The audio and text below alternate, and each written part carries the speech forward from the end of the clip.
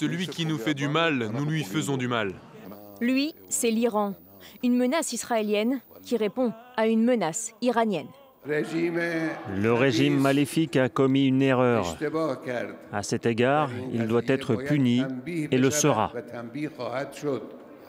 Alors la guerre des mots va-t-elle se transformer en conflit ouvert? Les Américains le pensent, Téhéran s'apprêterait à lancer une attaque massive sur l'État hébreu. La seule question est de savoir quand.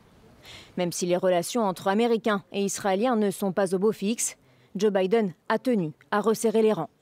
Notre engagement en faveur de la sécurité d'Israël face aux menaces de l'Iran et de ses proxys est inébranlable. Nous ferons tout ce que nous pouvons pour protéger Israël. Tout en commençant par la diplomatie. Au cours des dernières 24 heures, le secrétaire d'État Blinken a téléphoné à ses homologues étrangers. Ces pays doivent exhorter l'Iran à ne pas entreprendre une escalade. Des coups de fil aux Turcs, aux Chinois et aux Saoudiens ont donc été passés pour qu'ils fassent pression sur l'Iran.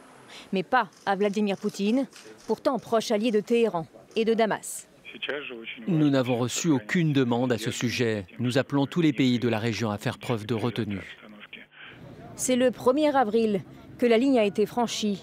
Une frappe aérienne a touché une partie du consulat d'Iran à Damas, une frappe que l'Iran et ses alliés attribuent à Israël. Téhéran est aussi persuadé que Washington était au courant.